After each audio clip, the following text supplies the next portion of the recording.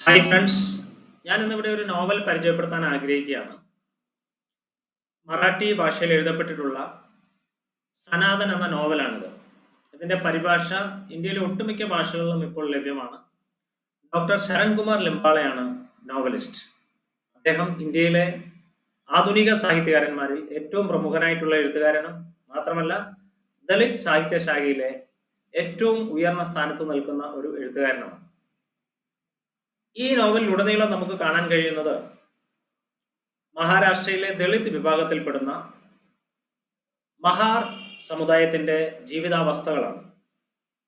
നമുക്ക് ഒരിക്കലും ചിന്തിക്കാൻ കഴിയാത്ത ഇന്ത്യയുടെ സമീപ ഭൂതകാല ചരിത്രം, ആ കാലഘട്ടത്തിൽ ഈ സമുദായം നേരിടേണ്ടി വന്ന വെല്ലുവിളികള്, ദുരിതങ്ങള്, യാതനകൾ, വേദനകൾ, ഇതൊക്കെ തന്നെ ഈ നോവലിൽ വളരെ മനോഹരമായിട്ട് തൻ്റെ പ്രതിഭയും തൻ്റെ ഭാവനയും ഉപയോഗിച്ചുകൊണ്ട് ഡോക്ടർ ശരൺകുമാർ ലിംബാളെ വരച്ചു കാട്ടിയിട്ടുണ്ട്. ഒരു ഉദാഹരണം പറയാം. ആ കാലഘട്ടങ്ങളിലൊക്കെ പാലം പണി പോലെയുള്ള നിർമ്മാണ പ്രവർത്തനങ്ങൾ നടക്കുമ്പോൾ ഏതെങ്കിലും മനുഷ്യജീവനെ ഹോമിക്കുക എന്നുള്ളത് ഒരു ആചാരമായി തീർന്നിരുന്നു. തികച്ചും അന്ധവിശ്വാസവും ദുരാചാരവുമാണത്. പക്ഷേ ആ കാലഘട്ടത്തിൽ സമൂഹം പാലത്തിന്റെ ദൃഢതയ്ക്കും ഉറപ്പിനുമായിട്ട് മനുഷ്യജീവനുകൾ ഹോമിക്കുന്ന ഒരു ഏർപ്പാടുണ്ടായിരുന്നു. അപ്പോൾ ഇങ്ങനെ മനുഷ്യജീവനുകൾ ഹോമിക്കേണ്ട അവസരത്തിൽ ആരെയാണ് ഹോമിക്കേണ്ടത് എന്നുള്ള ഒരു ചോദ്യം പ്രസക്തമാണ്. വരേണ്യ വർഗത്തിൽപ്പെടുന്ന ആരെയും ഇങ്ങനെയുള്ള അവസരത്തിൽ ജീവൻ ഹോമിക്കാനായിട്ട് തട്ടിക്കൊണ്ടു പോവുകയോ അല്ലെങ്കിൽ ആവശ്യപ്പെടുകയോ ചെയ്തിരുന്നില്ല. മറിച്ച് മഹാരാഷ്ട്രയിലും സമീപ പ്രദേശങ്ങളിലും ഈ മഹാർ സമുദായത്തിൽപ്പെടുന്ന ഏതെങ്കിലും പുരുഷനെയോ സ്ത്രീയെയോ ബലാത്കാരമായിട്ട് തട്ടിക്കൊണ്ടുപോകുന്നു. അവിടെ അവരുടെ ജീവിതം ഹോമിക്കുന്നു. ഇവരെ നിസ്സഹായരാണ്, ഇവർക്കൊന്നും ചെയ്യാൻ കഴിയില്ല. ഇങ്ങനെ ഒരു അവസ്ഥ ഈ നോവലിൽ വർണ്ണിച്ചിട്ടുണ്ട്.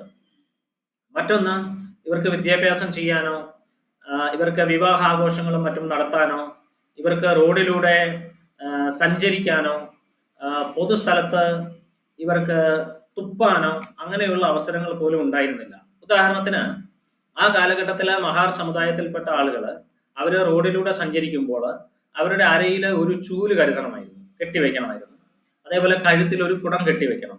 ഇതിന്റെ ഉദ്ദേശം ഇതാണ്: മഹാറുകളുടെ കാൽപ്പാടുകൾ റോഡിൽ പതിയാൻ പാടില്ല, അല്ലെങ്കിൽ മഹാറുകൾ റോഡിൽ എവിടെയെങ്കിലും തുപ്പിക്കഴിഞ്ഞാൽ അത് വരേണ്യ വർഗ്ഗക്കാരെ സംബന്ധിച്ചിടത്തോളം ഏറ്റവും വലിയ അശുദ്ധിയാണ്. അങ്ങനെ ഒരു സാമൂഹിക യാഥാർത്ഥ്യമായിരുന്നു അന്ന് മഹാരാഷ്ട്രയുടെ സമീപ പ്രദേശങ്ങളിൽ നിലനിന്നിരുന്നത്. മറ്റൊന്ന്, ഈ അവസരത്തിൽ ബ്രിട്ടീഷ് ഈസ്റ്റ് ഇന്ത്യ കമ്പനി 1600-കളിൽ മഹാരാഷ്ട്രയിൽ എത്തുന്നുണ്ട്. അവര് ബ്രിട്ടീഷ് ഈസ്റ്റ് ഇന്ത്യ കമ്പനിയുടെ ഭാഗമായിട്ട് അവർ വ്യാപാരത്തിൽ ഏർപ്പെടുന്നു. പിന്നീട് ഒരു 100 വർഷത്തിന് ശേഷം കുറച്ച് പുതിയതായിട്ട് വ്യാപാരികൾ ഈ മഹാരാഷ്ട്രയിലും മറ്റും എത്തിച്ചേരുകയാണ്. മഹാരാഷ്ട്രയിൽ മാത്രമല്ല, ഇന്ത്യയിൽ മുഴുവനായി എത്തിച്ചേരുന്നുണ്ട്. അങ്ങനെ ഈ രണ്ട് സമയങ്ങളിൽ വന്ന വ്യാപാരികൾ രണ്ട് സംഘടനകളായി നിലകൊള്ളുകയാണ് ബ്രിട്ടീഷ് ഈസ്റ്റ് ഇന്ത്യ കമ്പനി. ഇവർ തമ്മിലുള്ള സംഘർഷം ഉടലെടുത്തപ്പോൾ ബ്രിട്ടീഷ് രാജ്ഞി ഇവരുമായിട്ട് ചർച്ച ചെയ്യുകയും അത് രണ്ട് ലയിപ്പിക്കുകയും ഒരു ഒറ്റ കമ്പനിയായിട്ട് ഇത് പിന്നീട് മാറുകയും ചെയ്യുകയാണ്. ഈ കമ്പനിയുടെ കാലത്താണ് വാസ്തവത്തിൽ അവരുടെ കമ്പനിയുടെ പട്ടാളത്തിലേക്ക് ഈ മഹാർ സമുദായത്തിൽപ്പെട്ട ആളുകളെ റിക്രൂട്ട് ചെയ്യാൻ ആരംഭിച്ചു. അങ്ങനെ ഇവരുടെ ജീവിതത്തിന് പുതിയൊരു ദിശാബോധം കൈവരികയാണ്. അങ്ങനെ എല്ലാവരും മഹാർ സമുദായത്തിൽപ്പെടുന്ന പല ആളുകളും പട്ടാളത്തിൽ ചേരാനും അങ്ങനെ ജീവിതത്തിൽ ഒരു മാറ്റം ആഗ്രഹിക്കുകയും ചെയ്യുന്ന വേളയാണ്. അപ്പോൾ ആ കാലഘട്ടത്തിൽ നിലനിന്നിരുന്ന ഉച്ചനീചത്വങ്ങൾ മൂലം ബ്രിട്ടീഷ് അല്ലെങ്കിൽ ഇംഗ്ലണ്ടിൽ നിന്ന് വന്ന ക്രിസ്ത്യൻ മിഷണറിമാരും മറ്റും അവിടെയുള്ള ആദിവാസി വിഭാഗങ്ങളും അല്ലെങ്കിൽ മഹാർ പോലെയുള്ള പിന്നാക്ക വിഭാഗങ്ങളുമായിട്ട് സമ്പർക്കത്തിൽ വരികയും അവരുമായിട്ട് നല്ല ബന്ധം സ്ഥാപിക്കുകയും അങ്ങനെ കുറെ അധികം ആളുകൾ ക്രിസ്തു മതത്തിലേക്ക് പരിവർത്തനം ചെയ്യപ്പെടുകയും മറ്റും ചെയ്തിട്ടുണ്ട്. അതൊക്കെ ഈ നോവലിൽ വളരെ കൃത്യമായിട്ട് വർണ്ണിച്ചിട്ടുണ്ട്. അങ്ങനെ ഇരിക്കുന്ന അവസരത്തിലാണ് ഈ മഹാരാഷ്ട്രയിലും മറ്റും സമീപ പ്രദേശങ്ങളിലുള്ള വരേണ്യ വർഗ്ഗക്കാരായിട്ടുള്ള കുറെ ഹിന്ദുക്കൾ ഇത് മതപരിവർത്തനമാണെന്ന് ആരോപിച്ചുകൊണ്ട് ഇതിനെതിരെ അവര് പോരാടാൻ തയ്യാറാവുന്നു. അങ്ങനെ അത് ബ്രിട്ടീഷ് പട്ടാളവുമായിട്ടുള്ള ഡയറക്റ്റ് ഏറ്റുമുട്ടലിലേക്കും മറ്റും പോകുന്നുണ്ട്. അങ്ങനെ ബ്രിട്ടീഷ് രാജ്ഞി ഇന്ത്യയിലെ സുഗമമായിട്ടുള്ള അവരുടെ ഭരണം നിലനിർത്താനായിട്ട് ഈ പിന്നാക്ക വിഭാഗത്തിൽപ്പെട്ട ആളുകളെ പട്ടാളത്തിൽ മറ്റും റിക്രൂട്ട് ചെയ്തത് അവസാനിപ്പിക്കുന്നു. വീണ്ടും മഹാറുകളുടെ ജീവിതം ദുരിതമയമായി തീരുന്നു.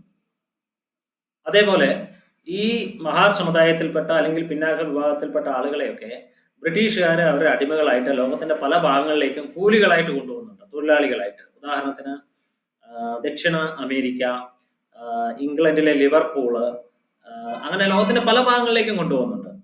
അങ്ങനെ ഇംഗ്ലണ്ടിലെ ലിവർപൂളിൽ എത്തിപ്പെടുന്ന ഈ മഹാർ സമുദായത്തിൽപ്പെട്ട ഒരു പട്ടാളക്കാരനായിട്ടുള്ള ഒരാളുടെ മകൻ പിന്നീട് അദ്ദേഹം ഇന്ത്യയിലേക്ക് തിരിച്ചു വരികയാണ്. ഭാരതത്തിലെ മഹാരാഷ്ട്രയിലെ തന്റെ അസ്തിത്വം തേടി തിരിച്ചു വരികയാണ്. അദ്ദേഹം തിരിച്ചു വരുമ്പോഴും ഇവിടുത്തെ സാമൂഹിക അവസ്ഥകൾ ഒന്നും മാറിയിട്ടില്ല. അങ്ങനെ അദ്ദേഹവും വധിക്കപ്പെടുന്ന ഒരവസ്ഥയൊക്കെ ഈ നോവലിന് വളരെ മനോഹരമായിട്ട് ശരൺകുമാർ ലിംബാലെ വർണ്ണിച്ചിട്ടുണ്ട്.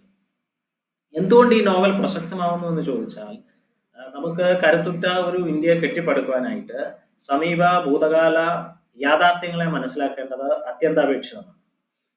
അപ്പോൾ മാത്രമാണ് നമുക്ക് ശരിയായ മാറ്റങ്ങളും ശരിയായ ദിശാബോധവും ലഭ്യമാകുക. ഈ നോവൽ വളരെ സാമൂഹ്യ പ്രസക്തമായിട്ടുള്ള, അല്ലെങ്കിൽ നമ്മുടെ ആധുനിക സമൂഹം വായിച്ചിരിക്കേണ്ട ഒരു നോവലാണ്. അതുകൊണ്ടാണ് ഞാൻ ഈ നോവൽ പരിചയപ്പെടുത്താൻ ആഗ്രഹിച്ചത്. Thank you.